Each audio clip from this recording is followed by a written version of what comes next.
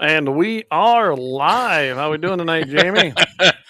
Low energy Jeb tonight, Clay. Oh my God, low energy. Jeb Williams or Jeb Bush? Anyway, we're gonna do a little bashing tonight on Jamie. Yeah, Clay's gonna get after Jeb here a little later. Hey, Trappist, good evening. Hey, they have a bull sale coming up. You're not gonna want to miss that, guys. That's gonna be February 28th. Kiss Livestock at 1 p.m. Mountain, 2 p.m. Central. A lot of great bulls there. Of course, I'm after a red one, so that's where I'm going to be headed anyway. That's again the Brenner Red Angus Bull Sale coming up February 28th. Want to be there at Kiss Livestock right there in Mandan, North Dakota. Hey, Braden. All right. My boy Braden there. I always call him my boy. Yeah, there he is. Like one of the family.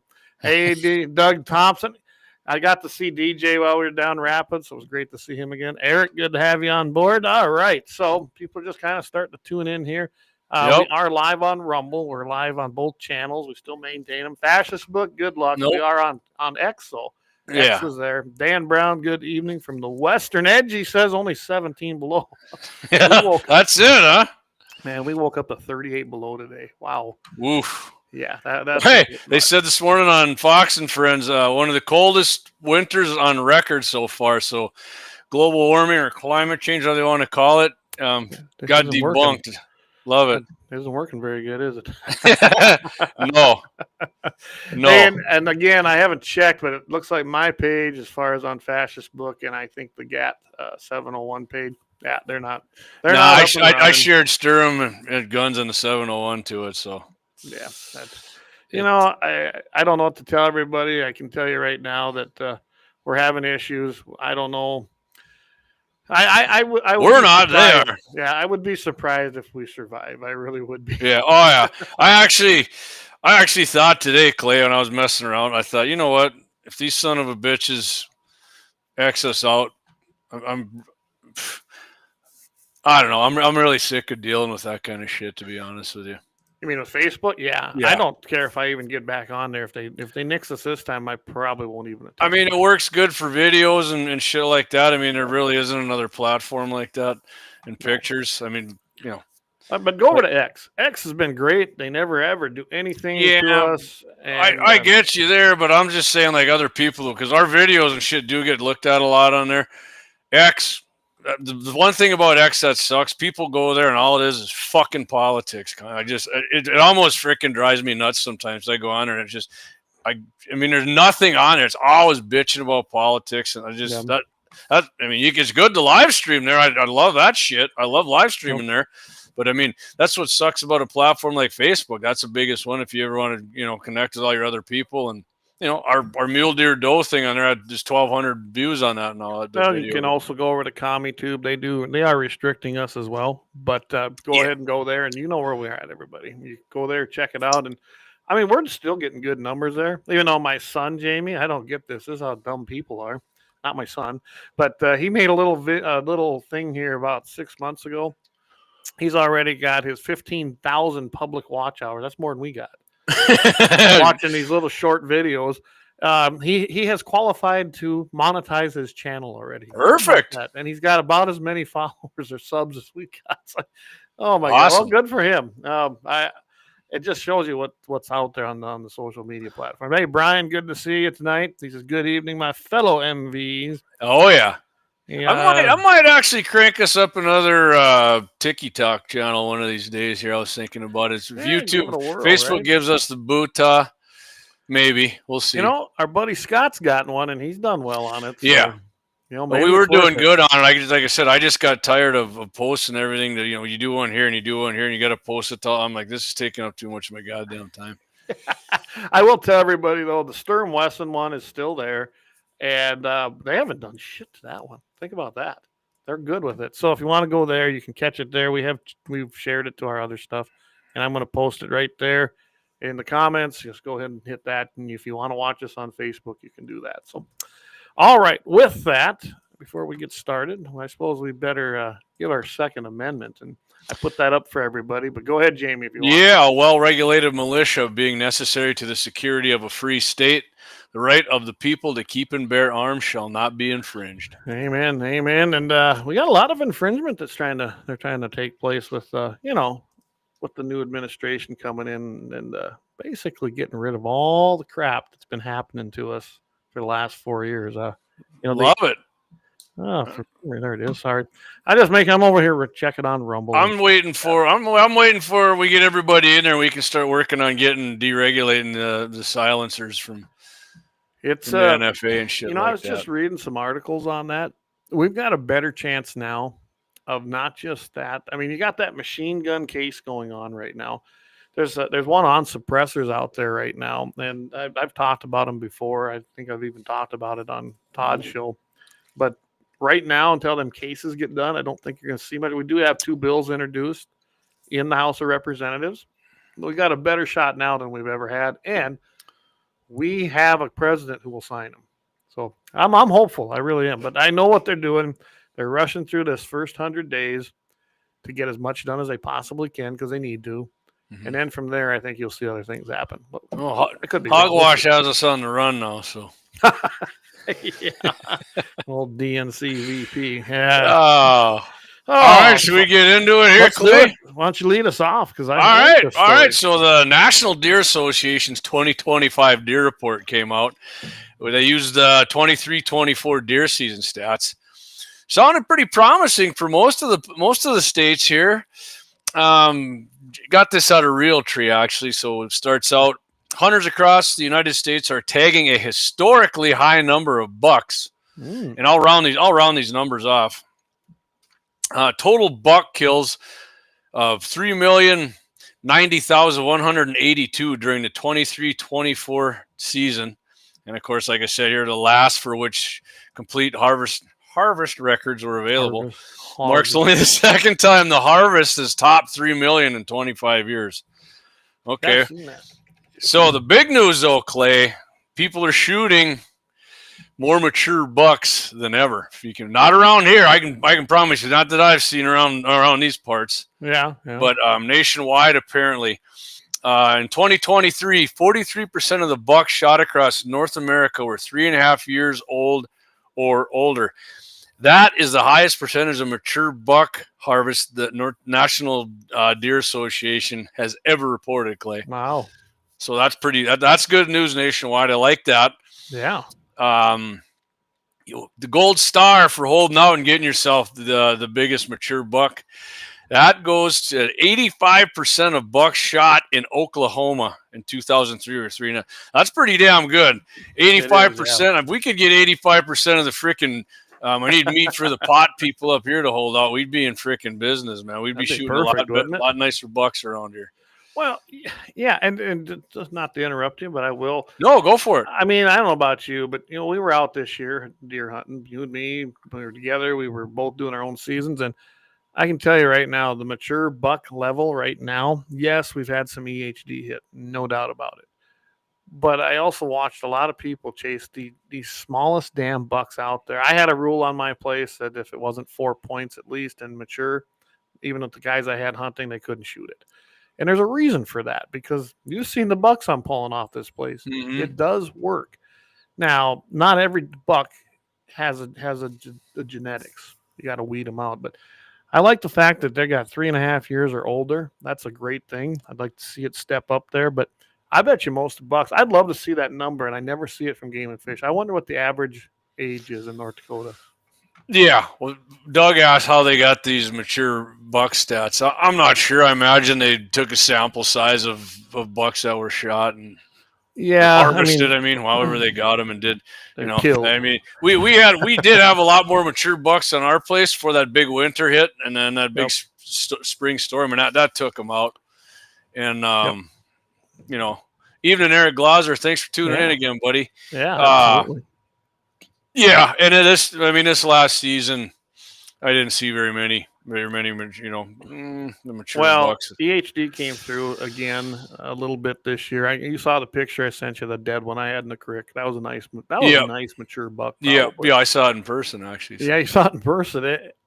So we did lose some of that, and 3 years around. Well, yeah, it was about 3 years ago. We had to go through here and really wipe out a bunch of them, but they're coming back, and the mule deer are coming back actually even harder.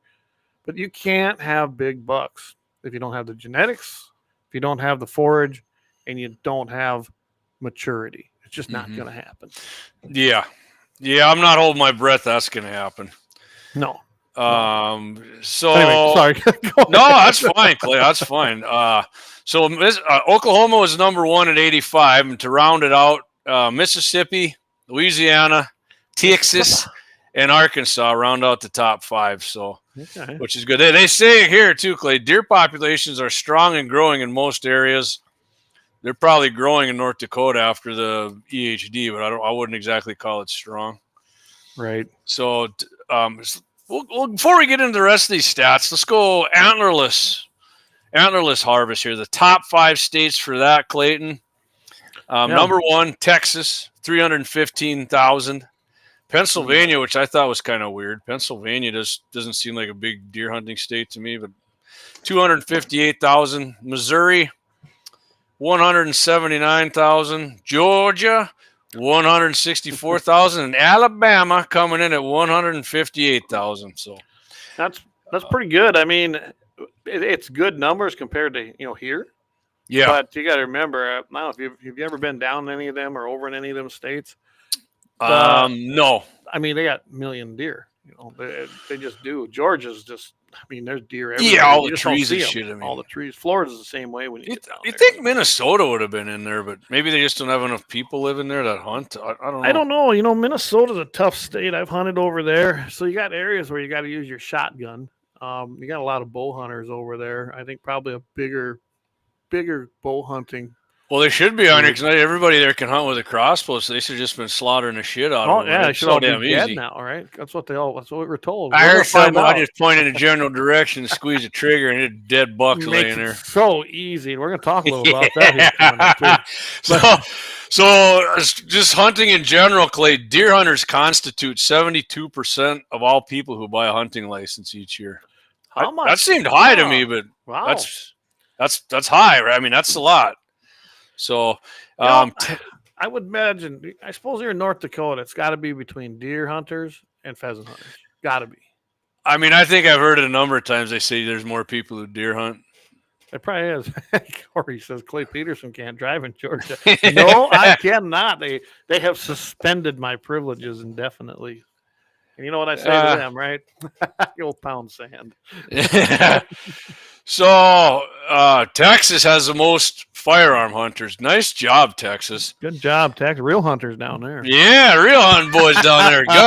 Wisconsin has the most archers, and New York has the most muzzleloader hunters. That's all you need is a muzzleloader. Just ask anybody in New York there, they'll tell you. I'll tell you right out straight. Nobody needs 10 rounds to kill a deer. The average buck license for across the country. Hey, did you see this though? What's that? Well, go ahead. The next one down there with the percentage of archery. Go ahead. Give resident buck license average $40.30. Non-resident license average $278.17. That's actually 40. That's what it is here, right? It's going to go to 45, ain't it? Let me go. Yeah, it looks like it. I got to find that bill again. So what are you saying? The top, right here, the top 3 states where percentage of the 2023 deer harvest by archery, vertical and crossbow. Hey, they actually included us in there on that one. Crossbows, right? Yeah. Freaking Jersey, New Jersey, 64%, number 1. I love the fact that it says vertical or crossbow. Yeah, that's what I said. They included us in there. Yeah, and I'm telling you, there's a lot of states that do it. We got a pretty strong association in North Dakota that fights that every single year. Oh, yeah. But yet they carve out their own. Like I said, we're going to talk about some of these game and fish bills. And you know what? Another 15% for you mule deer hunters for archery. Kiss my ass. So now don't even ask me. I used to let a few. Mm-hmm. No. If you think that you're entitled to your own mule deer season now, nah, you can go to hell. Well, they robbed it. They took it out of the rifle tag. Yep, they took them out of the rifle tag. I was reading that. And so now don't come here. I don't care who you are. Don't come here and ask me to archery hunt because I'm going to tell you no. Yeah. You're cheating with a gun anyways. It's too easy. Unless you're, if you got a permit that lets you use a crossbow, I'll let you hunt. Then you're good. Hey, because everybody who rifle hunts mule deer has a 198-inch at least hanging on their wall. Gotta be right. Anyway.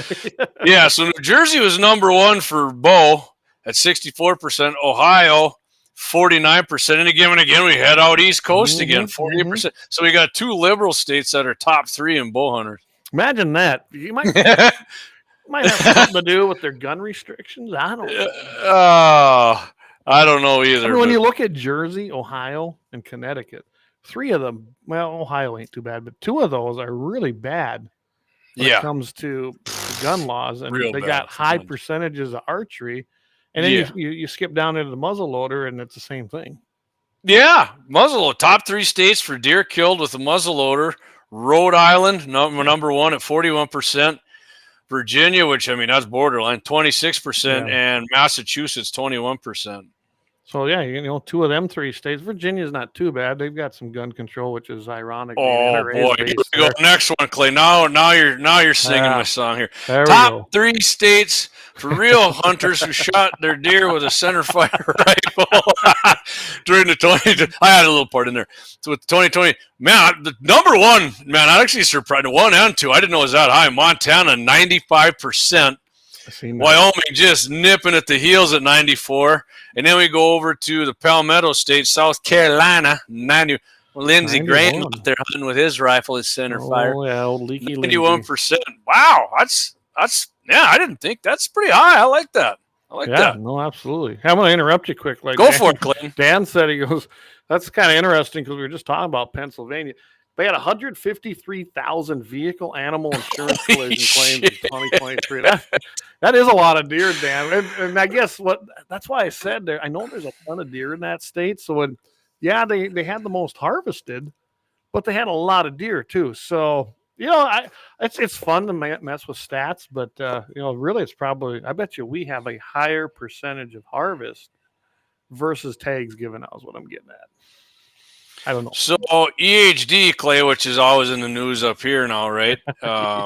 Was confirmed in 25 states in 2024. The most significant EHD activity occurred, unfortunately, in the Midwest. Yep.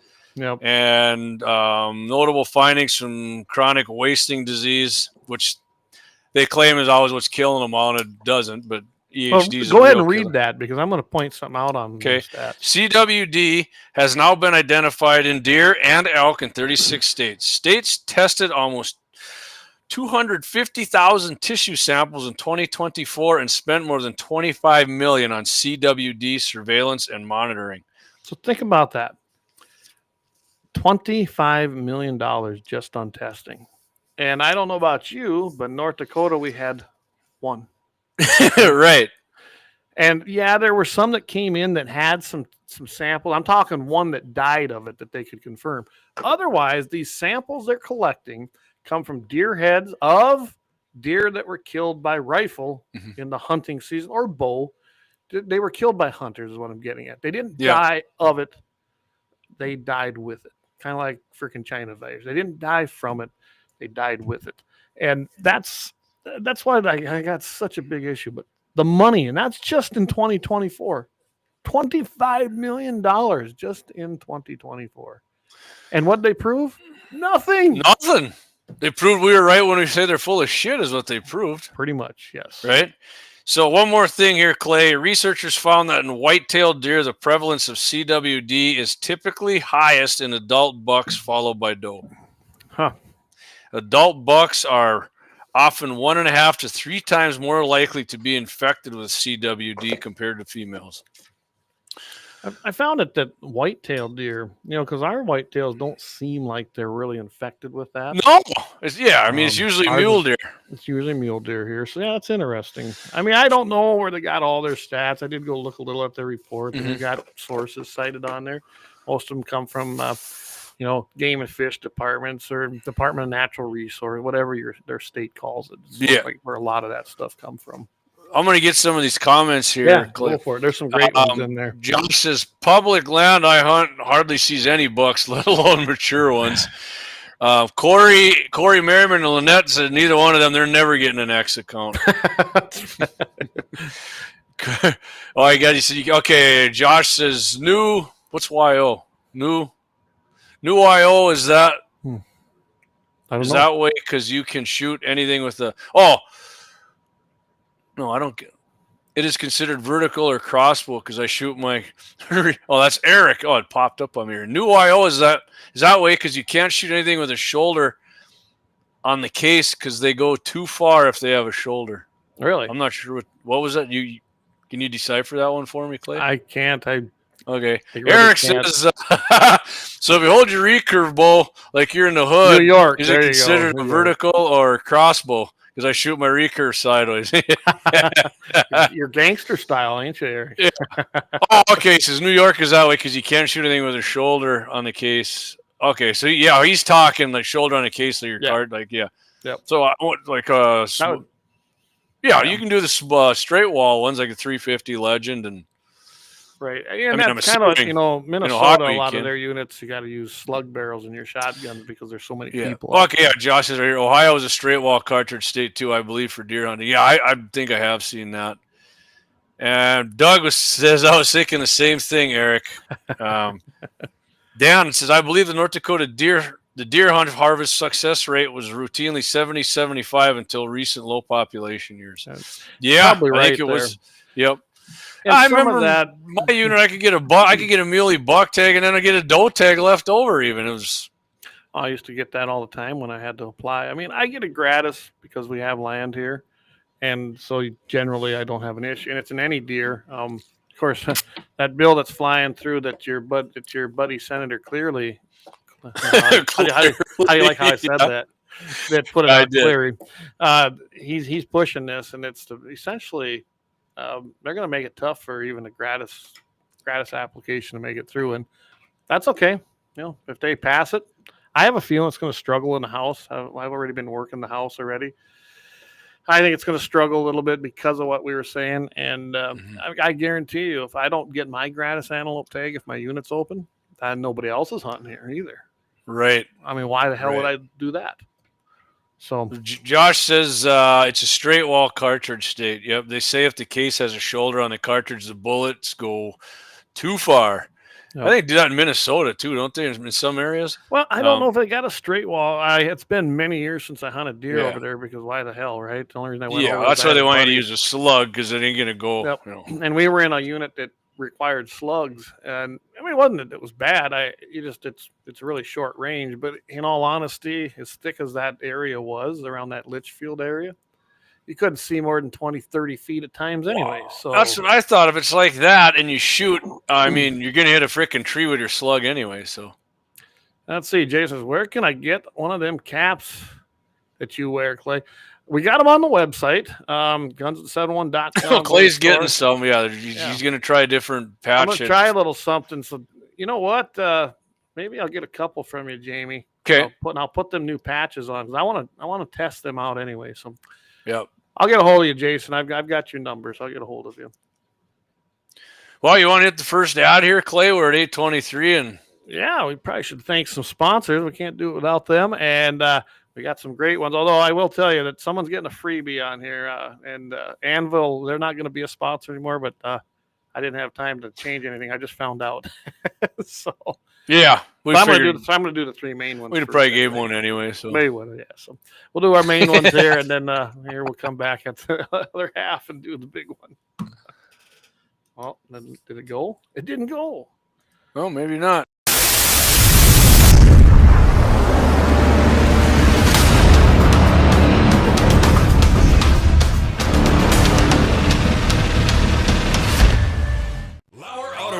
Located at 309 South Washington Street in Bismarck, North Dakota. Give them a call at 701-258-6308. The team of mechanics at LAUER Auto can take care of any problem your vehicle is having. And when you do business with LAUER, you can be assured you're doing business with a pro Second Amendment America First repair shop. There are plenty of other auto repair shops in the Bismarck-Mandan area. But why take a chance at patronizing a shop that might not have your beliefs at heart? Make no mistake.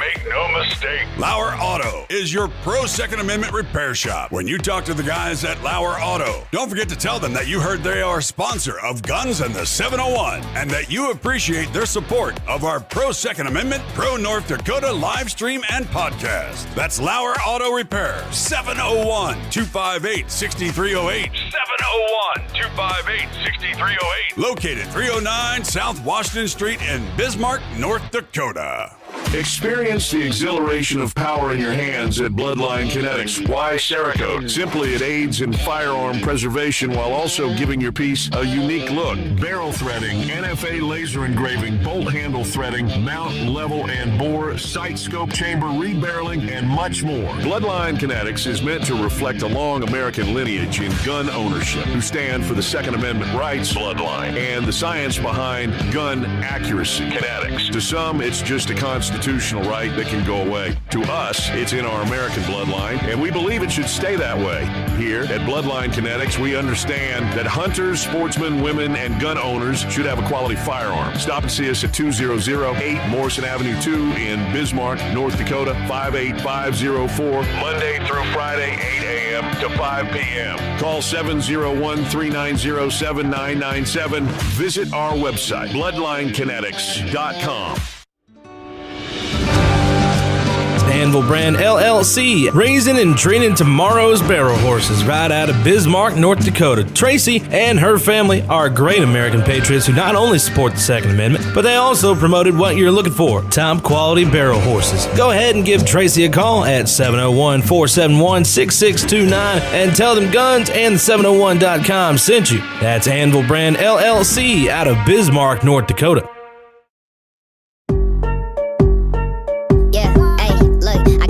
Like Michael, the flow like Aubrey. Walk around thinking I'm a prince like Saudi. Mismatched Converse, t-shirts tucked in. Know my worth, can't tell me nothing. White Nikes, albino, pink cop.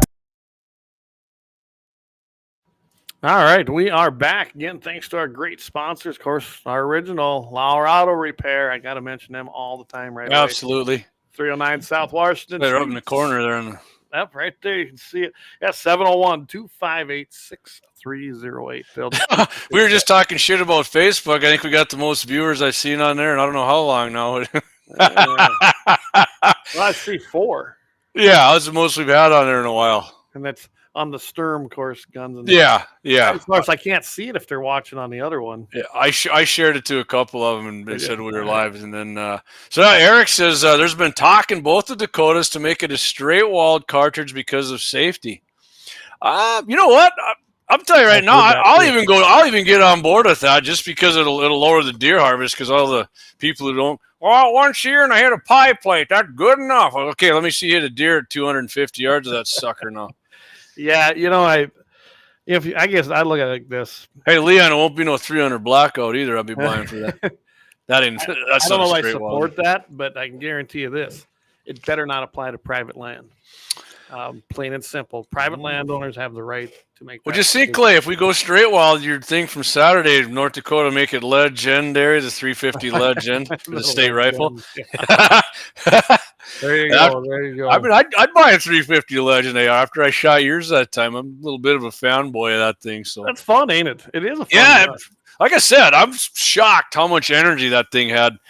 I mean, got a lot of whoomp for a short period of time. Right on par there with a 30-30. So I mean, got a lot of whoomp for a short period of time. Yeah, cookie thumper.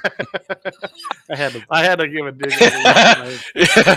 Well, he said he dropped some big one. Remember, he said he gets out there and he drops big ones. You guys don't know how big they are. That's right. We just go straight wall. We might as well just go use 300. I'll take a straight wall over that 300 blackout. Actually, I think, Josh.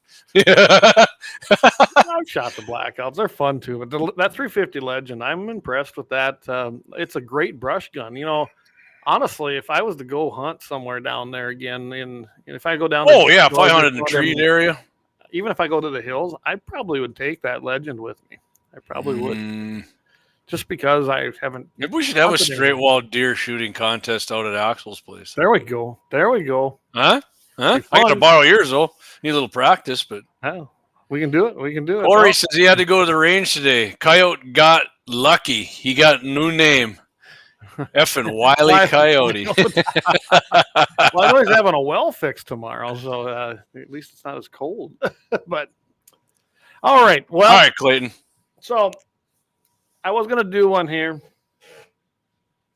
and I think I'm still going to do it. And this had to do with, talking about hunting and shooting and doing challenges. I had this article here. There you go, Doug, 4570. I thought the same thing. If we do that, I'm bringing my 4570. All right, borrow me your 350 Legend then, Clay. I'll use that. Go. I got another 4570. Nah. Whatever, Augustus. Yeah. Oh, yeah, Eric. And I know Eric is very proficient with this gun, too. And that's 300 Remington Ultra Mag. Well, identify it as a straight wall. That becomes law. Heard my Uncle Dean, 105 millimeter howitzers a straight wall. He told us, remember we had him on the radio that day talking about when he was in Vietnam. Yeah, he'd know all about those. He was great. That was fun being on there with him over Memorial Day. Yeah, it was. We got to get him a computer. Maybe he can do it. Maybe he can do one this spring here. We can get him on here again. How about that? Huh? Be awesome. So I found this, and it had to do with, bad shooting habits. How do you solve them? Do you have any bad shooting habits, Jamie? Yeah, I do.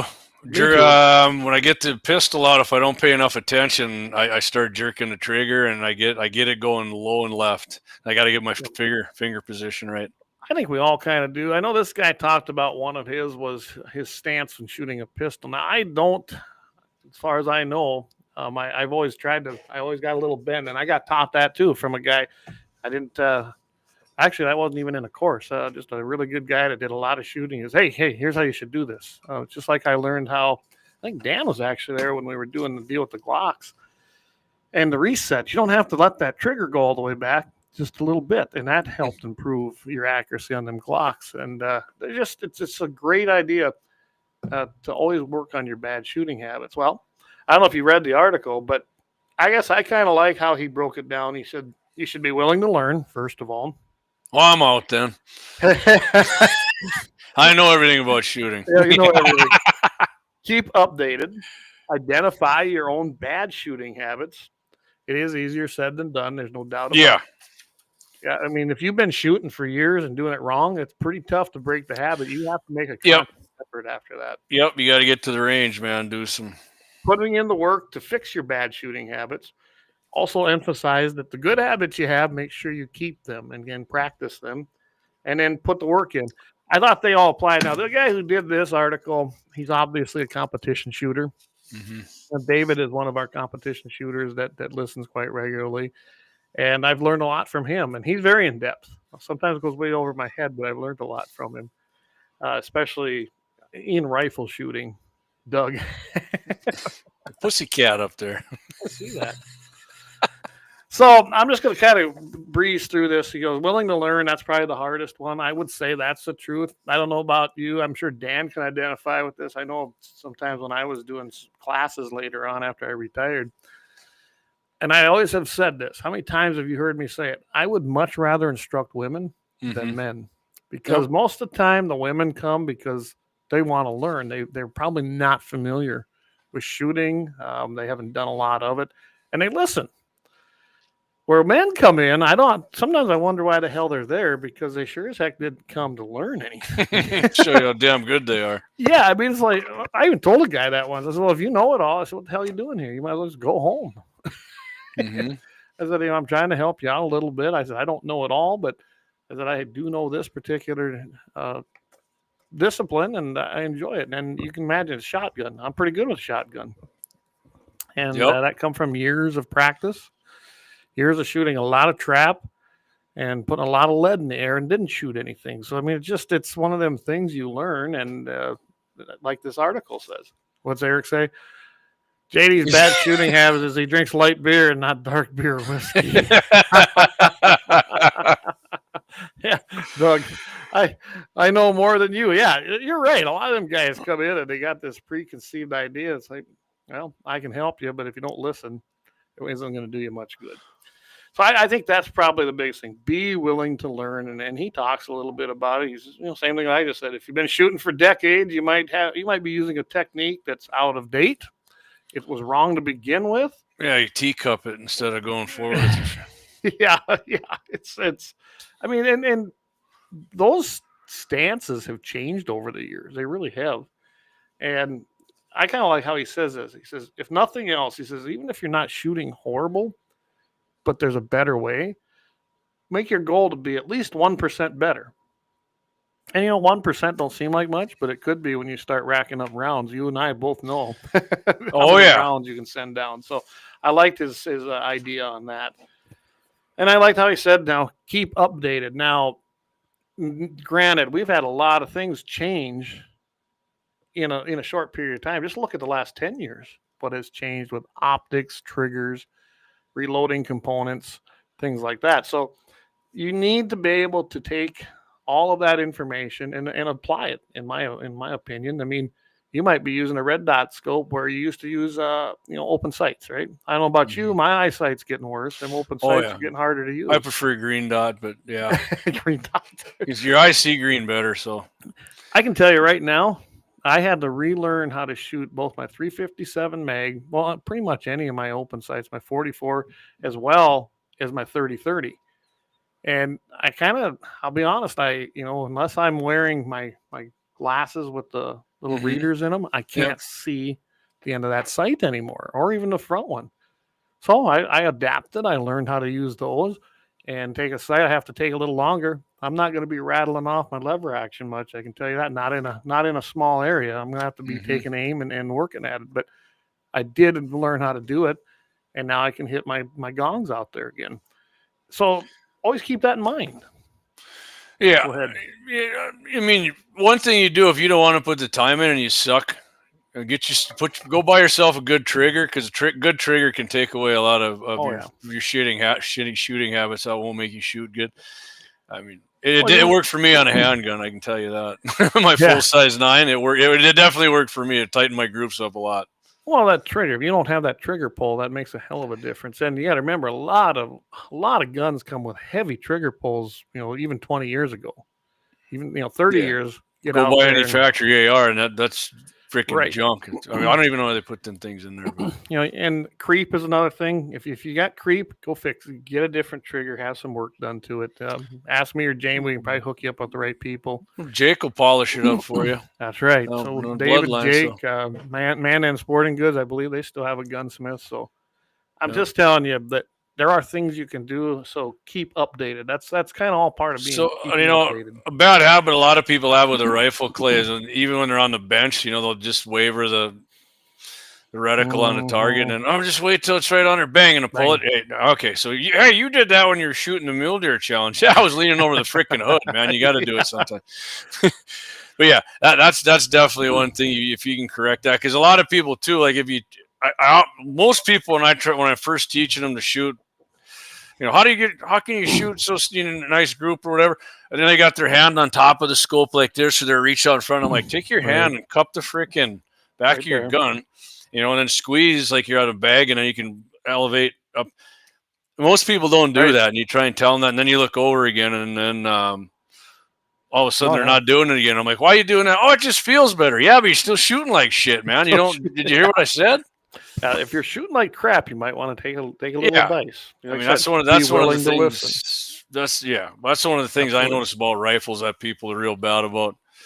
Boom Country says, "Hey, good evening, y'all. Good to have you on board tonight, Boom Country." I love it. We get these guys and we get new listeners all the time. He's out in Dickinson there. Hey, Corey, he's a green dot man too. There you go. I mean, it's not like I can't see a red dot, but a green dot, I mean, it's a proven fact. You got astigmatism, that green, a red dot, and a lot of people be a red blob, not a dot. Even a green one, because I can see farther away better. I mean, I can see green, but it's not, it's just not as big of a blob as the red one is. Oh, absolutely. Yeah. DJ, I like what DJ says, and DJ's done a lot of shooting. He's been involved with that 4-H shooting program. He's done a lot of long range. It's like we tell the kids, try the new way a while. If it feels wrong at first, it gets better. It will get better the more you use it. It will. And that's the big thing, commitment, and that's part of this guy's said. Yeah, what's the guy say there? He's, pretty much saying stick with it and try it there, whatever. I can't remember which one the hell he was talking about. Put in the work, Put in the work. Yep. Putting in the work, and that is key. When you learn something new, it's always new, right? You've never done it, so Corey. Dougie, he says dots are a huge advantage. They are a huge. I mean, I'm gonna switch to a dot eventually on my carry gun, but as of right now, I can still see the sight's good enough to probably pop a melon on somebody if I have to at 15 yards. So. Well, them deals that we had, those stickers that we put on our glasses, those did work. Rick and Brian, really yeah, Brian. I love that when he goes, "Shit, Doug, imagine a dot on a crossbow." I actually tried it, Brian, but once you get past about 35, 40 yards, you don't know your hold, so it's. Dougie says the green Trigen. How do you try that? Trigicon. Okay, dots, they work nice. There's a lot of good green dots out there. I don't know if Lucid's making one. I've got a couple of their holograms and their red dots, but yeah. Corey says, yeah, contact screw with the red dot bad. And that's what I've noticed with the red dot, Jamie. Even with my laser grips on some of my guns, I can't see it as good anymore. You know, I'm at a 2.0 when it comes to my reading glasses. So I'm sure that's part of it. So I guess that the big thing here was keep updated. Don't be afraid to change. Don't be afraid. And I know I don't say this. Don't be afraid to embrace some of the changes, because when it comes to shooting ways, shooting stances, shooting equipment, it's always changing. Be willing to change with it, because most of it's for the better. I know, like your finger position on your trigger. Like I said, if I get too much of my finger over the trigger, I'll end up pulling them down and right. And then if I get too much of my tip, or down and left, and if I get my tip, it'll pull them to the right. I gotta have it right on the middle of that, and just pull it back. And I know I've told people that, and it works for them good. So it's definitely a thing. I'm not saying it would take out all of your bad habits you're pulling, but it definitely will help. Definitely helps, yeah. And that kind of goes into when he talks about identify your bad shooting habits. So you knew you had this issue, right? So what did you do? You identified it. You learned how to correct it, and then practiced it. And now you've been able to help other people with it. And that's kind of a big thing too. You don't have to learn everything from an instructor. You don't have to learn everything if you've been in the military, although there's some great training that comes out of the military, no doubt. You might just learn from that guy who's been shooting for 30 years and is constantly winning matches. You know what? You might want to talk to that guy. Right. He might have something to teach you. But yeah, he hasn't been at that long and not learned anything that he can't pass down to you. So like Dan. Dan is a great instructor. I would highly recommend. I don't know if he's doing any instructing anymore, but Dan's a really good guy to teach you how to do some stuff. He's got a great personality. He's the kind of teacher you want to have. He's not out there to beat you over the head with everything you're doing wrong. He really wants to see you improve. And that's I think that's just as important. If you're getting a professional, what I would call professional help, or an instructor, pick the right one. Some of them are there just to charge you a lot of money. There are bad schools out there. There are bad instructors. Sure. You want to find that guy who's really, he's there to help you improve. And they're not all equal either. So, but identify your bad shooting habits. If you got a great technique, keep using it. But if you're consistently doing something wrong, you're not hitting your target, you got to make sure you identify what's causing that. So you want to catch up on a few of these? Yeah, go for it. Grab some of them. All right. So I don't know if you got this one on Doug Thompson. It says, kid. Yep. We tell kids. Okay. So Dougie says, dots huge advantage. Okay. All right. The green Trigicon. We got that one too. Brian. Oh, Dougie says, Brian, I can't use rifle crosshairs. Eric says, haven't found any dot sights that hold up to my 454 Casual. Tried 4 different kinds, and they all can't hold zero. So bad. I mean, there's definitely some that can, because they use them on the Safari guns. But Eric, you're gonna have to pay a little more than you did for that Burris. Right. I think he even had one of the Lucid ones, and it didn't fare well. I mean, Burris makes some high-end dot sights now too. I mean, they all do. So I think if you get those, you're going to be good. Corey says, practice. I need to put more rounds down range. There should have been no reason I missed fucking Wiley. Yeah, Corey, I'm going to give you a break though, man. I've missed coyotes too, or I sit there with my mouth open and running away going, how in the hell did I just freaking miss that? They can, or for that matter, goddamn prairie dogs. You miss sometimes. I don't give a shit who you are. It's just the way it is. Boom says, I use a long shot precision grip to keep my finger at right distance on trigger. I had never heard of that. And he says, yeah, if anyone's interested in them, just shoot them a message. There you go. There you go, guys. Doug Thompson got a good Hollison. I like, right. I was here, Paul Markle and Student of the Gun talk about Hollisons. And I mean, that guy, he was in the Marines and he was over in Iraq protecting. I don't remember what they're called, kind of like Blackwater doing security. I mean, he was a gun writer. I mean, that guy knows. He thinks Hollisons are great for the price. Great. Yeah. Corey says, I won't tell you how close he was before he gave me. Oh, Corey, I see my buddy, whose name I won't mention, missed 5 of them within 30 yards with an AR-15. So, Brian says, shot a lot with Dan, and he is always instructing. Helps me a ton. Yeah, Dan's a wizardy man with a handgun for sure. Yeah, Dan's very good, and we know that, don't we? We've seen him on the range. Yeah, and accurate and fast. Yes, he is. So, getting back to identifying too what you find out what your bad habits are. This is a good idea.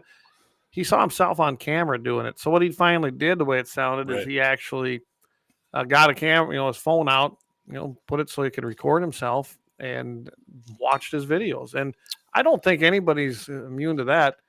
I mean, we used to do it back in high school, and that's when we had to use a big video camera. We'd video our wrestling matches, so then you could go review them and see, what did you do wrong? What should you improve on?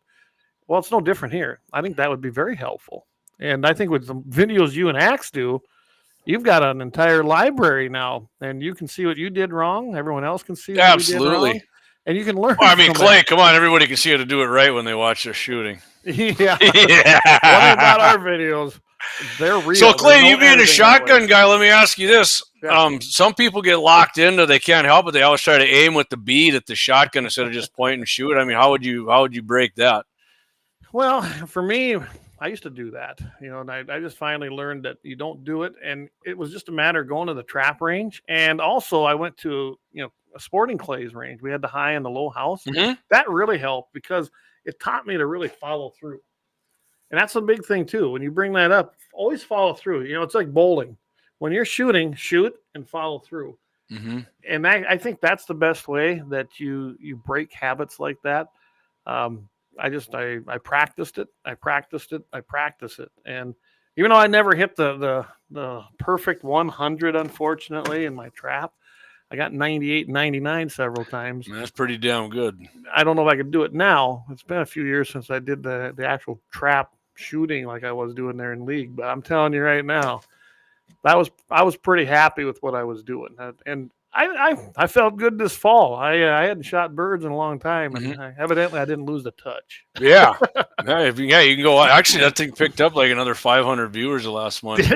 Yeah. So, Eric says he missed one at 200 last week, and he's got his hand in his face. Yeah, Eric, there's a lot of people that miss him at 200. So I wouldn't worry too much about that. One thing I will tell you too is I watch so many videos, and I always preach this to the boys, to anybody.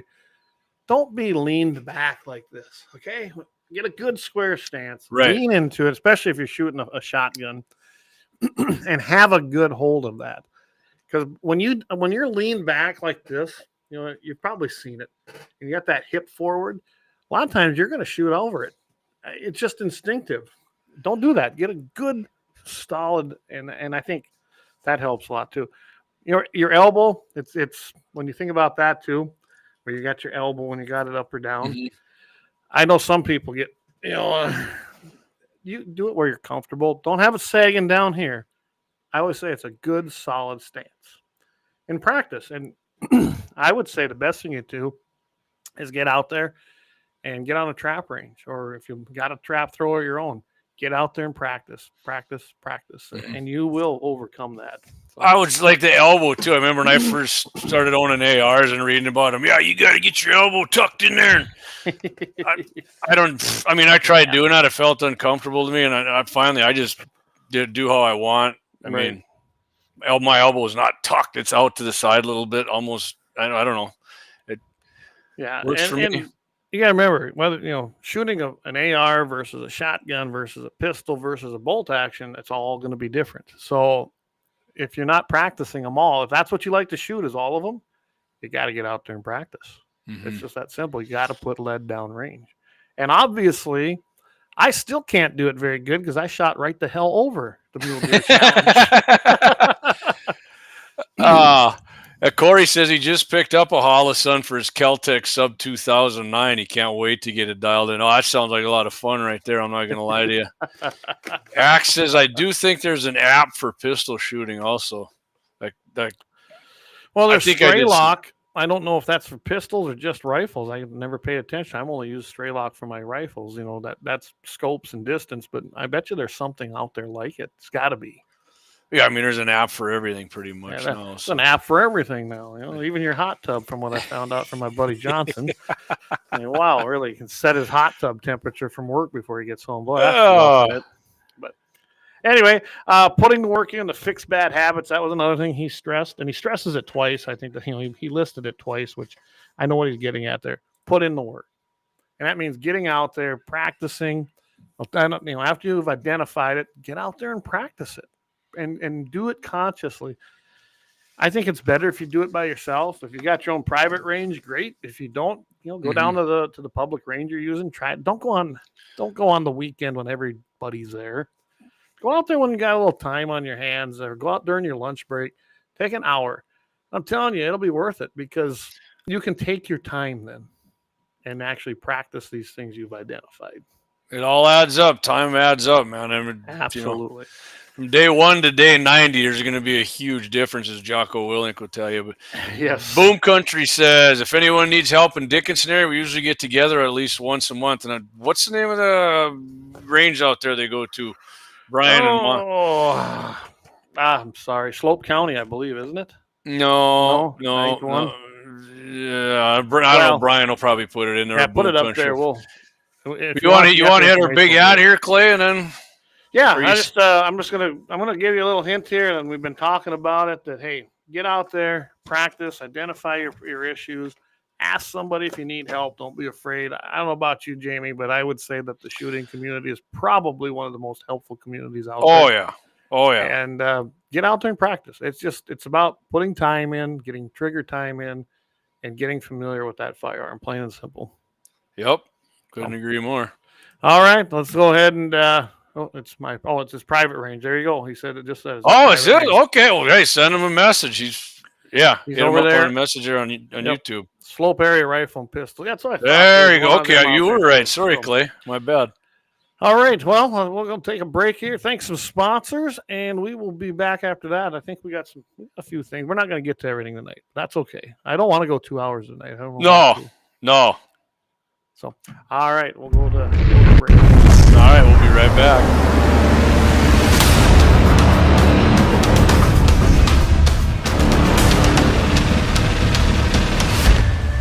LAUER Auto Repair, located at 309 South Washington Street in Bismarck, North Dakota. Give them a call at 701-258-6308. The team of mechanics at LAUER Auto can take care of any problem your vehicle is having. And when you do business with LAUER, you can be assured you're doing business with a pro Second Amendment America First repair shop. There are plenty of other auto repair shops in the Bismarck-Mandan area. But why take a chance at patronizing a shop that might not have your beliefs at heart? Make no mistake. LAUER Auto is your pro Second Amendment repair shop. When you talk to the guys at LAUER Auto, don't forget to tell them that you heard they are a sponsor of Guns and the 701 and that you appreciate their support of our pro Second Amendment, pro North Dakota live stream and podcast. That's LAUER Auto Repair, 701-258-6308. 701-258-6308. Located 309 South Washington Street in Bismarck, North Dakota. Experience the exhilaration of power in your hands at Bloodline Kinetics. Why Cerakote? Simply, it aids in firearm preservation while also giving your piece a unique look. Barrel threading, NFA laser engraving, bolt handle threading, mount, level, and bore, sight scope chamber rebarreling, and much more. Bloodline Kinetics is meant to reflect a long American lineage in gun ownership, who stand for the Second Amendment rights, Bloodline, and the science behind gun accuracy. Kinetics. To some, it's just a constant constitutional right that can go away. To us, it's in our American bloodline, and we believe it should stay that way. Here at Bloodline Kinetics, we understand that hunters, sportsmen, women, and gun owners should have a quality firearm. Stop and see us at 2008 Morrison Avenue 2 in Bismarck, North Dakota, 58504, Monday through Friday, 8 a.m. to 5 p.m. Call 701-390-7997. Visit our website, bloodlinekinetics.com. Ever tried catching a fish with your bare hands or hunting a deer with a stick? Don't be that guy. At Mandan Sporting Goods, we've got all the hunting and camping gear you need. We're your one-stop shop for outdoor adventure. A well-regulated militia being necessary to the security of a free state, the right of the people to keep and bear arms shall not be infringed. Check us out at mandansportinggoods.com, or better yet, stop in to 210 East Main Street, Mandan, North Dakota. Mandan Sporting Goods, where the outdoors meets functionality. Store hours, Monday through Saturday, 9 a.m. to 6 p.m. Closed Sunday. Take up arms at Mandan Sporting Goods. Your adventure starts here. Looking for the best gun gear for every and any situation? Little Angry Man Arms LLC has you covered. Top-notch guns from top-name brands like Winchester, Glock, Sig Sauer, and Ruger, to essential extras from Magpul's, Streamlight, Hollow, Sun Optics, and more. Little Angry Man Arms LLC have everything to make your shooting adventures a success. Visit littleangrymanarms.com today and gear up for your next big hunt, competition, or home defense. Don't miss out on our exclusive deals. Little Angry Man Arms LLC, based in Trail City, South Dakota, your ultimate hunting partner.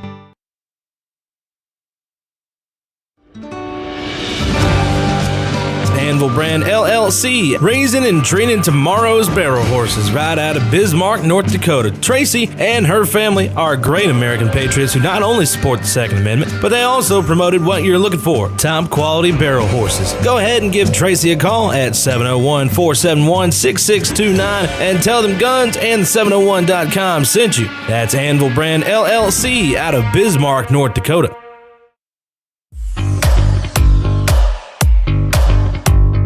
At Horton Laser Craft, we believe in the power of personalization. Whether it's a cherished memory, a special occasion, or a unique gift, our custom laser engraving brings your vision to life.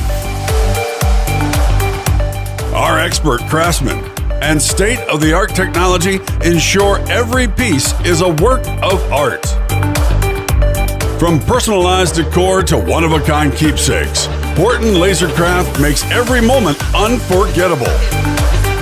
Visit HortonLasercraft.com today and start crafting your perfect gift. For more info, email them at HortonLasercraft@yahoo.com or call them up at 605-545-7535. Horton Lasercraft, where memories are engraved.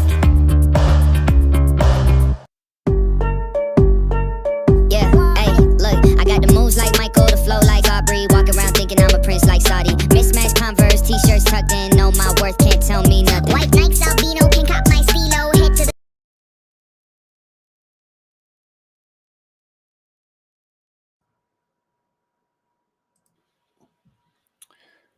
The host. Unmute your mic. Okay, there we go. Well, I played it from a different source, so yeah. I'm just not on it tonight. I'm telling you, I'm kind of like you, low. Boom Country says there is a Slope County. Also, he has two private ranges, one to 1,000 and one to 2,800. Awesome, go. Wow. Man. Well, I'm Corey said 2 hours. I got time. LOL. We've been going. I learned one thing on the 2 hour thing. When I upload that to the RSS, where it goes out to all the platforms, for the podcast, yep, it will not go past 2 hours for YouTube, and that's their policy. I did not know that. So, oh well. Yeah, Eric. This is what you got to get on Clay and Deke about. They do that. Yeah, change up man down sporting because they did move a while ago already. We need to move that. We need to get that done, and we haven't. That's my apologies. And I also I noticed that Laser or Horton. Yeah, they changed the Horton one up. Looks good, man. Looks good, except I found out they don't have that website anymore. So we got to pull that out of there. Now we're all kinds of discombobulated. Yeah, I got to redo the whole thing now because I got to pull Anvil out there, and we'll get it taken care of by next week. I guarantee you. Oh, you got to start sniffing I've been around. Too busy, I was down at Stock Show, and then I was down at the Clint Black concerts. I ain't been home. Yeah. Important business. Out there, yeah. Out there dicking around. All right, go ahead. I'm gonna let you take. You want to do a mag dump? Yeah, let's do the mag dump. Let's do the mag. So everybody knows, right, Clay? I'm a big 223 man. God's cartridge. They got came across this ammo that came out relatively new here. Shelltech 5.56. It features a monolithic copper hollow point bullet, 55 grain here for the 5.56. They say 30% lighter. It's called kind of the heck's the name of their case. They got some weird like HT case or something. It's kind of a metal and nickel. I think it's a combination of that kind of for NOS 3 casing. That's what they call it. Combined Shelltech Technologies pioneering NOS 3. Yeah, nickel and steel case, stainless steel case. 30% lighter, they say. Thinner case, so it's got 8% more volume than your regular 223 5.56, and they say it has greater hold on your bullet, on neck tension, or however how it holds it instead of brass, and that's what they claim. You get less wobble, Clay, when you fire this thing. The results in better accuracy, and they claim it can be up to 200% better. So if I'm shooting a half-inch group, I'm going to shoot like a 0-inch then. Yeah, there you go. Dougie says the red truck's no longer at Lauer Auto Repair. It is sold. And so they're fitting. Like I said, they could fit 8% more in, and then it is. I mean, if their velocity is what they say, 24-inch barrel, this 55 grainer, they're getting 3350, which is freaking smoking. That's smoking. There's 16-incher. 3,150 and their muzzle energy is at 1,200. Then that's freaking impressive. You can do. I'm going to buy a box of this stuff. You're probably wondering how much is this shit, right? Not bad. 20 rounds, $25. If you buy a monthly subscription where they just send you a box every month, $21.25. So I'm going to try it. And they do have odd looking, like the head of the case. It's weird looking. I did shoot these in 9mm because it does come in other cases.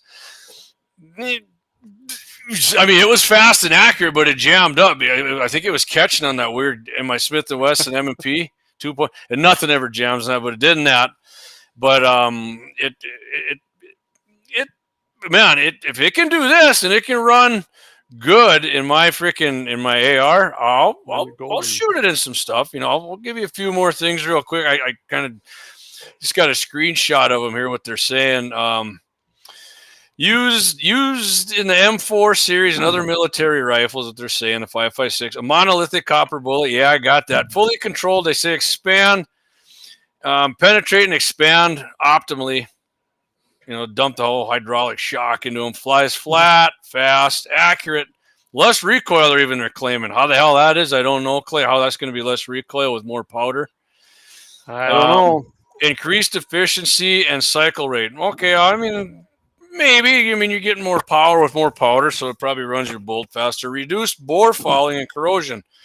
Okay. I like that, but I would think you're getting a higher chamber pressure with more powder to burn it out more, but apparently not lead-free. Oh, here we go. Lead-free for compliance at ranges. Magnetically retrievable cases. Okay, that doesn't mean much to me. So you're probably saying, well, that's great, but it's just in 223. I don't care for that. Well, guess what? It comes in 308, 300 black, our man Leon's fave, 9mm, and 380. I don't got the prices for that, but you can check it out at ShellShockTechnologies.com, I think, is, or Shelltech. Just look up Shelltech ammunition and it'll come up. That's Shelltech, you said? Yeah, TECH, Shelltech. I usually write down the website, but for whatever reason, I think I was too excited here. I was going to get something. I'm going to buy a kick ass. So I think I'm going to buy a box of this. Yeah, here, ShellShockTechnologies.com. That's what it is, Clay. Shock is in SHOCK and then technologies.com. ShellShockTechnologies.com. Okay. I'm going to buy a box, Clay, and Dougie and I will test it out. Spring's coming. Weather's going to get nicer. And any chance I can get to shoot a 223 5.56, I will be in. I'll try it. We'll try it in 2-3 different kinds of guns too. So, and we'll run it over a Chronicles. There you go. Clay's got it up there. There, that's what I was working on. I thought, I'll put it up there. Here. Yeah. It doesn't work very good. All right.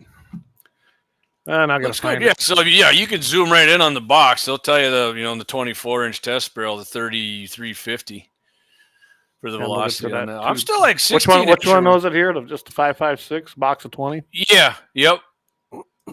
Yep. I think they have a heavier one too, but I went with the 55. I'm not shooting 73 grainers. 18 wheels and dozen like, 6-shooters back. Hey y'all, what's up, buddy? Good to have you back.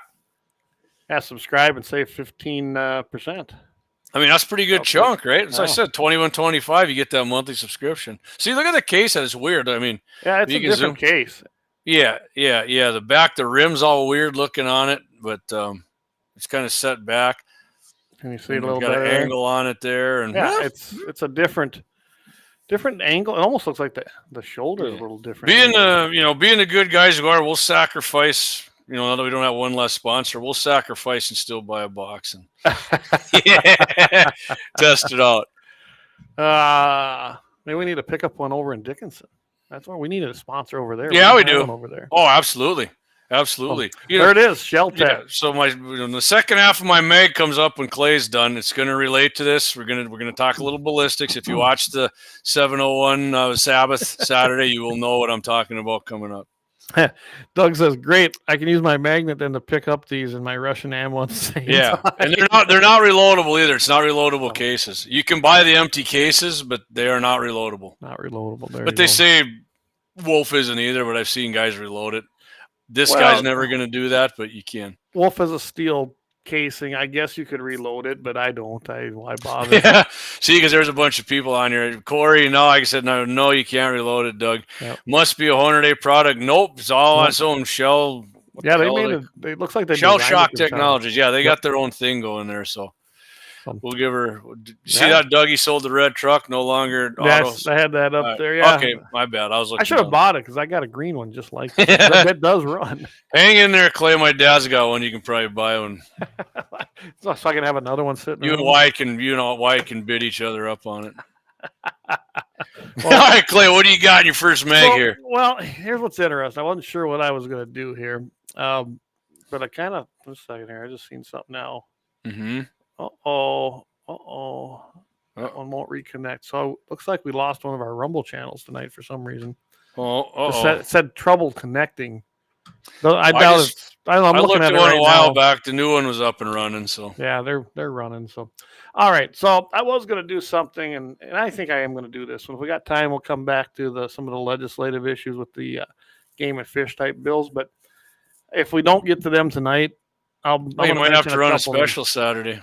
Well, here's that. I can mention a little bit of them on Friday too on Todd Show because that would be very relevant to North Dakota. So I got to do this one though because South Dakota is always ahead of North Dakota when it comes to this stuff, and that's the Second Amendment.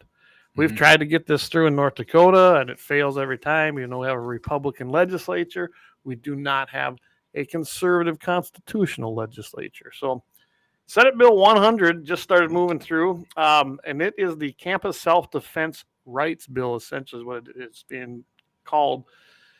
And I thought this was an interesting bill. What it will do, it was introduced by Senator Viola. He's a Republican. And it will prevent public colleges and technical institutions from prohibiting concealed carry by permit holders. It will ensure then that students and faculty have an access to basic self-defense tools like pepper spray and stun guns. And if you don't know, South Dakota, just like pretty much every state, they don't allow you to carry, which I think is absurd. Always have thought it was absurd. Mm-hmm. I don't think my rights end at a campus especially one that's publicly funded. And you're no more or less safe because I'm carrying my concealed firearm. Proven fact. Proven fact. It passed 33-2. You heard that right. 33-2. 2 Democrats voted against it. From the Sioux Falls area. You got the minority leader. She's a freaking she's a leftist big time from Sioux Falls, and you guys just need to get rid of her. And then this other guy, I forget his name, but there was 2 Democrats that voted no. Otherwise, all the other senators voted yes. So that tells you a lot right there. It passed on February 12th. There was a few amendments, and some of that had to do with they added to it that you had to have the enhanced carry permit in South Dakota. So it's always the baby steps. We went through this with reciprocity. We went through this with concealed carry. We had to do these different little things, little by little, till we got to what we wanted, which was constitutional carry. I'm guessing that's what will happen here. They're going to go through these steps. They're going to get this if they can. Right now in the House, I just talked to actually a couple people today on this that I know down there, and it sounds like it's probably going to pass the House. And Roden will sign it. He's the new governor there since Kristi Noem's out there kicking ass on the border. So, hunting them down. Did you see her new ad? Cruel! Oh God, how cruel! He said hunting them down. Good, hunt them all down. Every one of you down. If you're illegal, you get hunted down. Getting the fuck out of here. I'm sick of you bastards. Y'all vote for Democrats anyways. Get the hell back there, you shithole. You came here illegally. There you are. Therefore, you're a criminal right there by definition, and you have no rights because our Constitution, no matter what people want to think, only applies to United States citizens. Plain and simple. Plain and simple. Yep. Anyway, so here is what the bill will do. Concealed firearms by those that have the South Dakota enhanced permit. And Brian just asked for that. Asked what that was. It's a lot. It's similar to what you have here in North Dakota. It allows you to have more reciprocity with more states. You have to take a class to shoot. It's a lot like what you have to do to get your, what is it, type 1 or type 2, whatever the one is. I think it's type 1. Yeah, basically that's what that is. In fact, South Dakota never had anything like that, and then the states around us started doing it, except Wyoming. And they decided they should have an enhanced one. And I guess that's fine. It also allows you to be able to use that as your 4473 background check. So there are some advantages to having that enhanced permit. Yep. It also allows the stun guns and the pepper spray, which that was always illegal too. And it does not, I can't emphasize this enough, it does not violate the Gun-Free Zone Act that was passed under Clinton. It absolutely does not, because they are not on the same level as a public high school, just so everybody knows that. Anyway, I really like what's happening here. Of course, you had people there that were, pissed off about it. One of the amendments here, too, was that they had to add, you can't do it if it's in the restricted weapons use area, which would be large quantities of hazardous material, if there's an MRI or nuclear magnetic resonance equipment. And what that means is a lot of these colleges are medical colleges. So they probably do have an MRI machine around there. That probably would be problematic. Especially if you got that, especially if you got the shell shock ammo in there. Yeah. You wouldn't want that on. Rooms used for controlled scientific research, which I could see that as well. And secure locations requiring a federal security clearance. Well, if it's got that, nobody's allowed to really be in there anyway. And if you are, you're probably going to already have the clearance you need if you're carrying. So that was the four main things.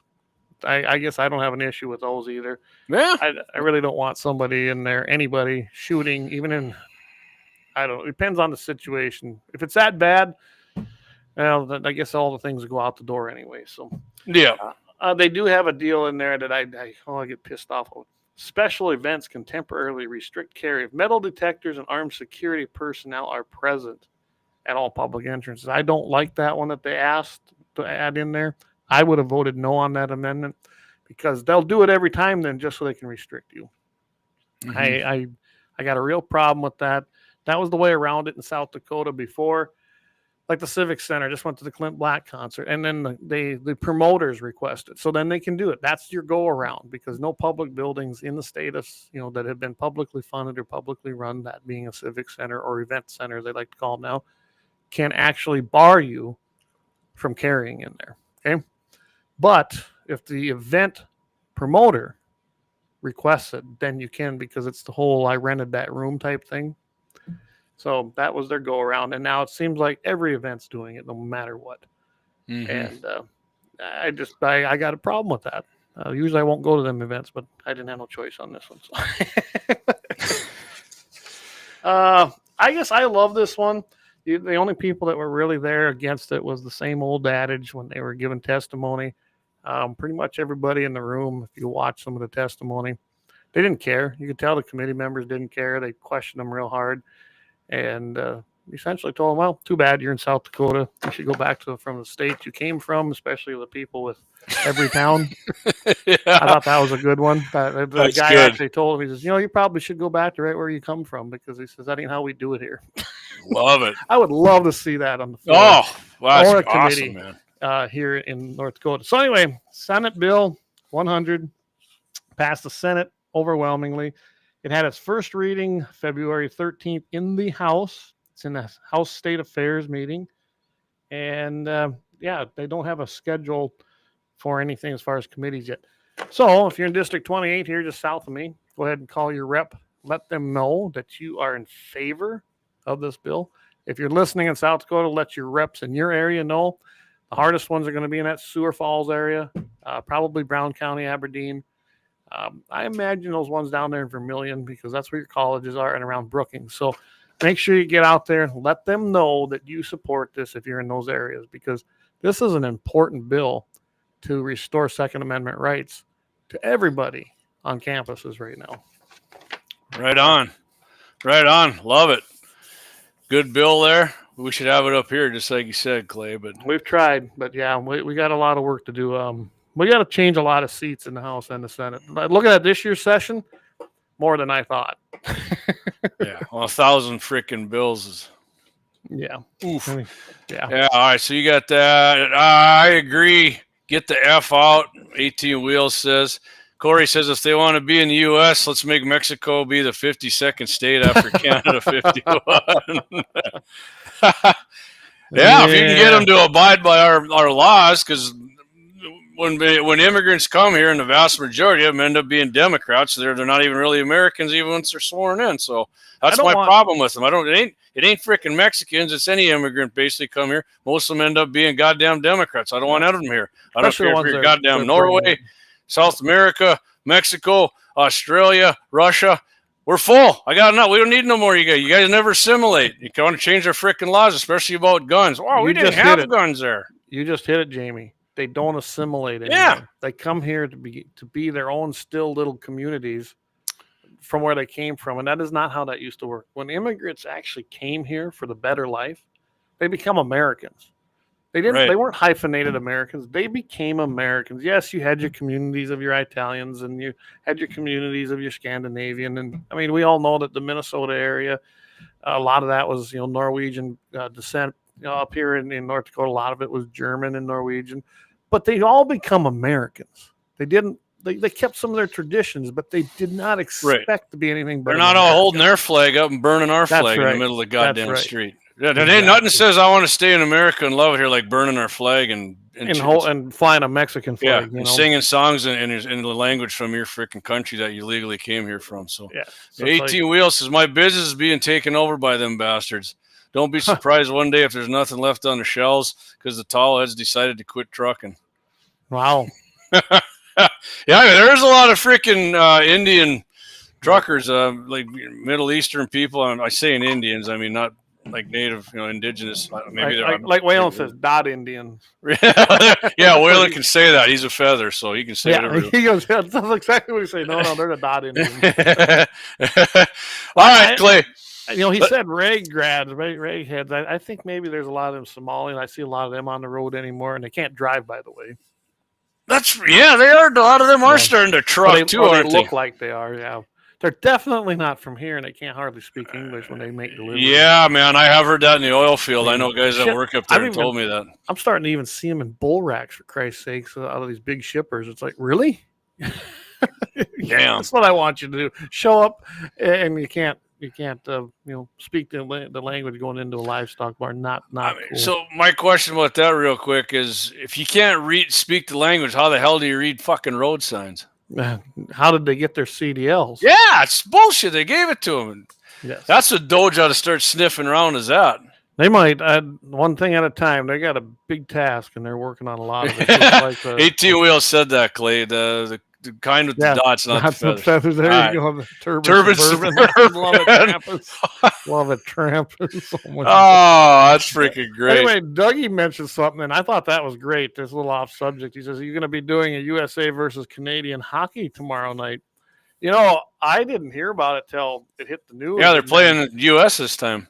Yeah, well, they got they defeated Finland, so now they got to face the U.S. again. If you didn't know, there's a little problem up in Canada. Our boys got up there, they started singing the national anthem, and those freaking Canuck socialist bastards started booing. Yep. And they must have pissed off the team. I saw a couple videos out of their locker rooms. They were within 9 seconds after the puck dropped. Within 9 seconds, it's three. Yeah, they were throwing, and then Canada proceeded to. 3-1. That's kind of a good beatdown in hockey. So Canada got beat down in their own. Ring. I like hockey. Rink. People don't know this. I do enjoy going to hockey games, and I do like watching the fights. Those would have been some good fights. Yeah, and they had every reason to be pissed. Really. And, today they were talking on a couple of them shows about, you think that when they come to Boston, and Boston is not exactly friendly. There's some people out there. I mean, they got that whole New York type attitude a lot of times. Do you think that they're going to boo the Canadian national anthem? And I don't know if they will. We'll see. I think they ought to just give them another beat down. I think that'll be enough done. Start it off, baby. Yeah. 18 Wheels says the government gives them licenses, no tests. No, nothing. They give them trucks, fuel cards, and government contracts tax-free. Wow. See, that shit's got to end. That's kind of stuff. Gotta end. It's got to Doge needs to get into that and start sending in Christy Noem in the BOTAC team. Get them. Absolutely. Josh went to a fight, a damn hockey game broke out. I love it. I seen it. He said Hokie, but I got it right. Virginia Tech Hokies. There you go. I like going to a good hockey game. But. All right, I'll get to my second neg dump here. So, like I said, anybody listen Saturday there to the Saturday Night Sabbath? We were kind of razzing Leon about his 300 blackout. He was really, and I told him I'll take a 223 rim with a 55 grain. And I'll light some shit up, better than you will with that slow freaking ass cannonball, which it is. So I told him I'd have some. I said I'd give you the 100-yard ballistics here. I'm going to have to eat a little shit here, but I'll talk myself into being right before I'm done, Clay. So, So 223 Remington. 55 grain. I told him soft point going 28.50 at the muzzle. The energy of that will be 992 foot-pounds. 300 black, 150 grain soft point, 1900 at the muzzle, 1,202 energy. That's less than the 55 grainer if you get that. You get the shell shock. So at 100 yards. It's still beating it at 100, but the 223 is getting a little closer. Velocity 1685 for the 300 black. Energy 945. 223 rem 2490. Energy 757. So that's, but it's going faster, man. The one's heavier. I'm still saying we're gonna do a gel test. You're gonna get more blow through with that heavier bullet because that's a 150 to a 55 grainer, right? But let's say you go to 300. At 300 yards, you're going to drop with 100 yards zero, about 13 and a half inches with that 223. Leon's freaking cookie thumper, 37.4 inches. That's a cannonball, slow as hell. I'm going to stick with my 223. But he did get me on the ballistics there a little bit. Yeah. But, I'll put it this way, Jamie. I like shooting it. I like shooting the 350 Legends. I think they're short-range guns. They have a place. And, me. See you, boom. I just want to own them all, so I got to have one, right? But I just hate how everybody gets on the 300 Black's dick like it's just amazing. It's a fun gun, but it's not my go-to gun. Oh, there we go. There. Keith Kachuk, the father of the two American players that started the fights the other night, did the same thing in 1996. He dropped his gloves at the start of the U.S.-Canadian game. I love it. Wow. Yeah, that is pretty badass. Yeah, those guys aren't afraid to do it. Josh says, he goes, speaking of Leon, he was talking about running out of windage adjustment on his scope. I remember that at the Brain Challenge. His front ring is mounted to the handguard on his rifle, and that could be why he ran out of windage. I've seen that happen before. His scope might not be completely junk. So I do remember when that was happening. We have a Paige, somebody who keeps Paige W. Yeah, she's really laughing at us here, huh? Yeah, I guess. I don't hey, know. Paige, why don't you put your face up there? Corey, 350 Legend is definitely a 200-yard gun. Oh yeah. Even at 200, I looked at the ballistics on a 300 black. Yeah, I mean, you could definitely kill a deer with a 200, but I mean, you are dropping that thing in there, like I said, like an old smoothbore freaking cannon from the Revolution. I mean, it's got a lot of freaking. Like I said, I do enjoy shooting it. We had some down there when it was hog hunting. You know, you can grab a LAUER. You don't even have to have the complete. You can transfer it really easy over. So that's what's kind of nice about that. So yeah. That's all I got for my mag dump, Clay. You got another one? Are you done? You ready to hit I do, but I think let's take a quick break. Lots of love. All right. Let's. It's your favorite blonde fan, Paige says. Okay. All right. We like blonde fans. Yeah, I like Blondes brunettes have more too, but fun. I'm glad you're our fan. Yeah, absolutely. Anyway, let's take a quick break. We're gonna thank some sponsors, and then we'll come back and let's do a happy ending chronicle. Yes. You got one, don't you? Yeah, right here. Okay. You got it. It's from your formerly nicotine. My formerly nicotine stained fingers from when I chewed Copenhagen and Kodiak. All right. We'll be right back.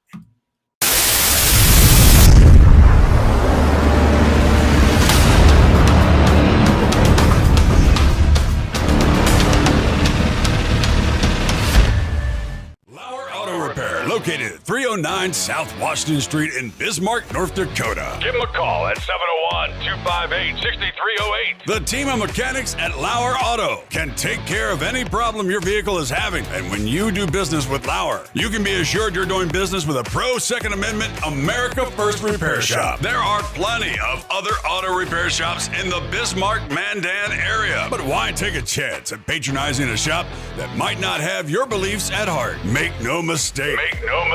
LAUER Auto is your pro Second Amendment repair shop. When you talk to the guys at LAUER Auto, don't forget to tell them that you heard they are a sponsor of Guns and the 701 and that you appreciate their support of our pro Second Amendment, pro North Dakota live stream and podcast. That's LAUER Auto Repair, 701-258-6308. 701-258-6308. Located 309 South Washington Street in Bismarck, North Dakota. Experience the exhilaration of power in your hands at Bloodline Kinetics. Why Cerakote? Simply, it aids in firearm preservation while also giving your piece a unique look. Barrel threading, NFA laser engraving, bolt handle threading, mount, level, and bore, sight scope chamber, rebarreling, and much more. Bloodline Kinetics is meant to reflect a long American lineage in gun ownership, who stand for the Second Amendment rights, Bloodline, and the science behind gun accuracy. Kinetics. To some, it's just a constitutional right that can go away. To us, it's in our American bloodline, and we believe it should stay that way.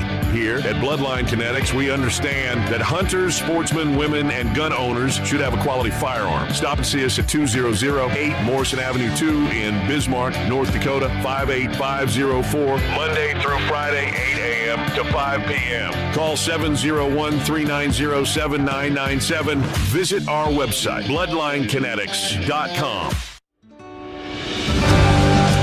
Anvil Brand LLC, raising and training tomorrow's barrel horses right out of Bismarck, North Dakota. Tracy and her family are great American patriots who not only support the Second Amendment, but they also promoted what you're looking for, top quality barrel horses. Go ahead and give Tracy a call at 701-471-6629 and tell them Guns and 701.com sent you. That's Anvil Brand LLC out of Bismarck, North Dakota.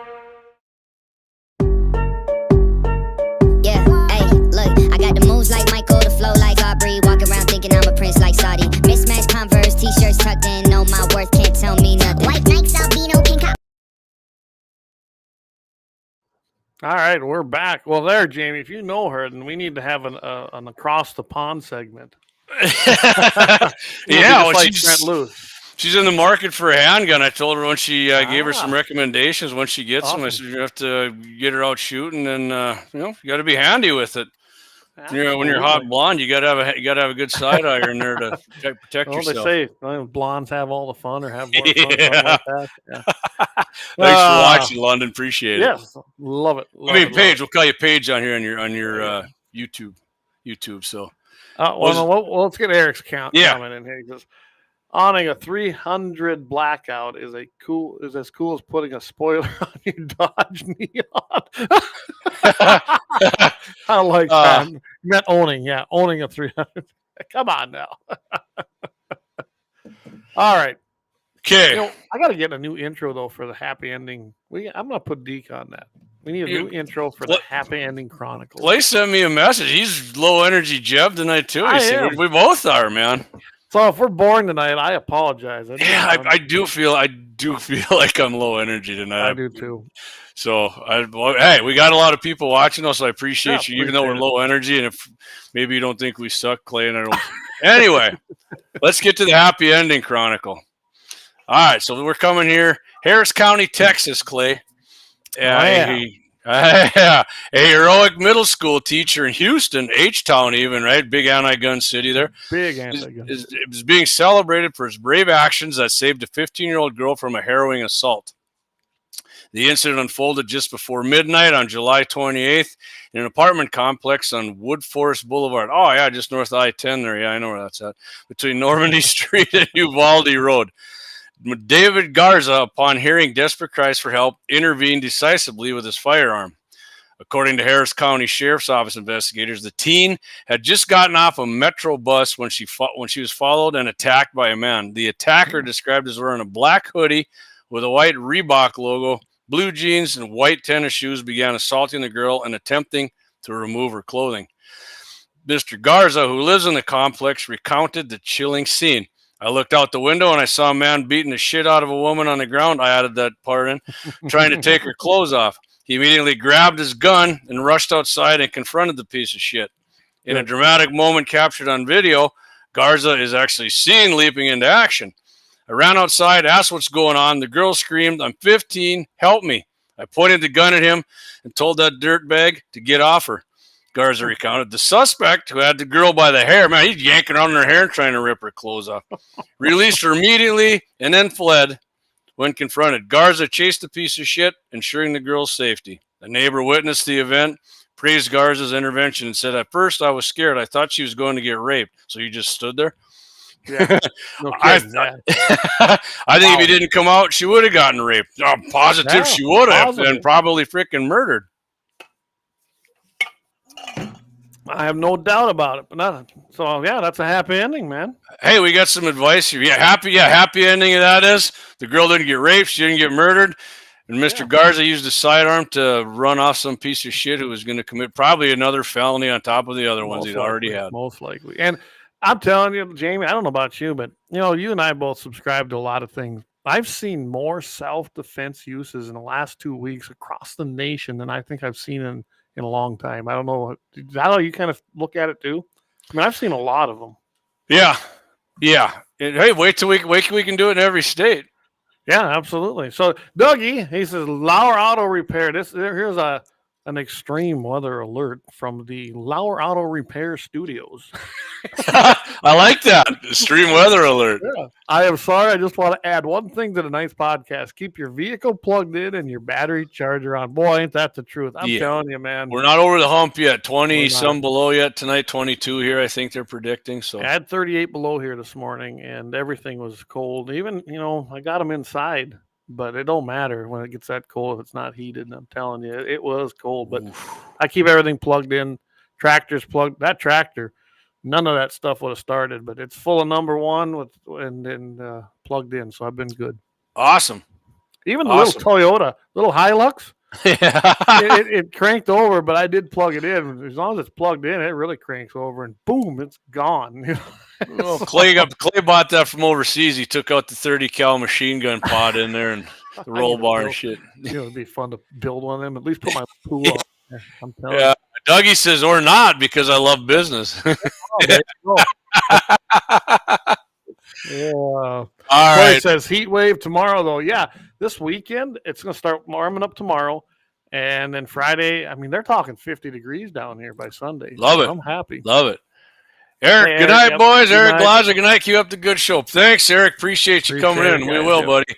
Thanks for coming on again. Appreciate it, man. Well, yeah, darn it, you hit it and then I hit it. Yeah, I'm well, not done. Sunday, my kids got of course, we're getting nice, and they get back from Florida, and then it gets nice, and she's got a volleyball tournament. But I'm going to drive myself up. We're going Friday, but I'm driving myself up to Minot. I'm driving back. I'm getting out to Dougie's. We got to make a video and do some shooting out there for the channel. So, Yeah. and Oh, it will be. Yeah, much not going to like it. It will be 223 involved. I actually do have some new earplugs. yeah. From Axel. I think they're called Axel, like TI something. Not electronic, but they got little buttons on them. You're supposed to be able to open them up. We'll do a little test with that with a handgun. I'll blow my eardrums out for everybody if they don't work. Everything for the cause, right? yeah, it was minus. Actually, we set a record in Bismarck. It was minus 44 for the low the other night. So Yeah, today down here, and I'm 100 miles south of Jamie. Yeah, 38 below. He says he's in Tennessee. They got 2 inches of snow and they're losing their minds. Yeah, I've noticed that down there. yeah, I mean, you can't blame them, man. They never drive in it, so They don't see it much. Yeah. Trust me, there's people around here who lose their freaking mind too. They haven't driven it in a while and it snows, and No, they they're go to usually work from and there's Tennessee. 3-4 of them banged up. No, they're usually from Tennessee. Yeah, shit. I can't even Actually, say that. Oklahoma, Texas. Shit, they're usually from here. Well, there's a lot of that too. So tomorrow, Friday, I'll be on again at 7:15 Mountain, 8:15 Central with Mitchell in the morning, and I'm going to bring up some of these bills that have been running through the House and the Senate. Most of them are from the game and fish sites, like the $115 million that they're going to get, 114 for the biennium, and that's on top of what they already collect. But they raised license fees, which I'm not happy about that at all. Thanks, Josh. Yeah, thanks a lot for that. No, I was talking to Josh on the comments. And then the the deer bow licenses, that one's not. I'm not real happy about that one. So there was a lot. I'm not gonna go over them all because there just isn't enough time on the show. But I do want to have some relevant bills that are passing through right now, and then crossover between Senate and House. So we will discuss a little of that. I also got a deal. I'm going to probably talk about this suit, and I really love this suit that's going on because NRA got involved in it. So I really want Gumshoe to hear it.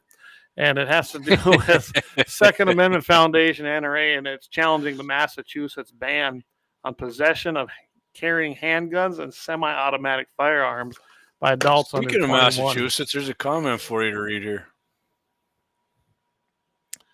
We got 14 inches in Mass the other night, and we sat there drinking beer, saying just another day in paradise. Well, I don't know if Massachusetts is paradise, but hey, you know what? We're glad we got you on here.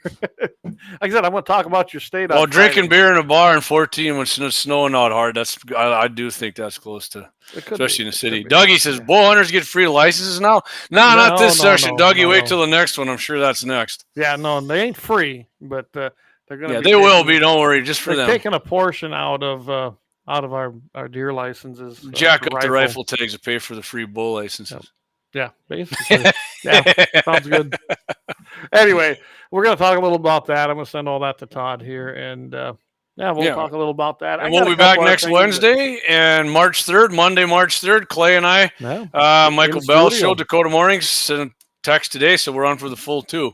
I know last time he said it, but one of his sponsors wanted to come on and talk, so they pay to go on. Clay and I don't. We got bumped for the first 30, but we're going the full 2 hours on 3rd. Yeah. Looking forward to it. And we got to get Kelly on here, but I know he's been pretty busy with a few things. So I think after this session kind of wraps up or kind of comes down to a lull, we'll get Kelly back on. I know he wants to get back on. So. Yep. 18 Wheel says, I moved there from New York and I thought I was in freedom. Well, from New York, you probably were, but you know what? Just move. You got a truck. Just move on out here. You can do a lot of trucks. Yeah, you get some. Yeah. And go to Western North Dakota too, not Eastern. Yeah. Bismarck's about as far east as you want to go. Yep, I'm in Bismarck. You'll. Yep. But come on out. anyhow. In South Dakota, if you go to the hills, that's like being in the tropics. I mean, when I was down there, it was beautiful. Yeah, And banana belt. Yeah, it kind of is. So I tell you what, I think that's probably going to be a wrap for tonight. Like I said, I apologize. I was not feeling it tonight, everybody, but hopefully we got you some. Oh, you hit it pretty well. Well, hopefully I was too. I got fired up reading that Second Amendment Chronicle. It fired me up a little bit. It was a good one though. I love how you add stuff too. So you're getting to where you add just like I do anymore. Yeah, just got to add it in there, man. Make it a little. I mean, it's already a good story. We just want to make it. We want to make it great. Make it great. We're making Big League Chronicle. We're making happy endings great again. Oh no, We'll go longer. We went 2 hours last week, man. Yeah, we did. Welcome to North Dakota 18 wheels and a dozen 6-shooters. We aren't perfect, but I think we're better than New York. Yeah, we'd love to have them come out. For sure. For sure. All right, everybody. Well, have a great weekend. It's going to be a good, warm one. I got a lot of things to do. I'm working on a tractor trade, too, so I got a lot of shit to do. Awesome. All right, we'll catch you guys later. Again, thanks for listening, and make sure if you go to our sponsors, give them a holler and say, hey, we heard it on Guns in the 701. They appreciate that.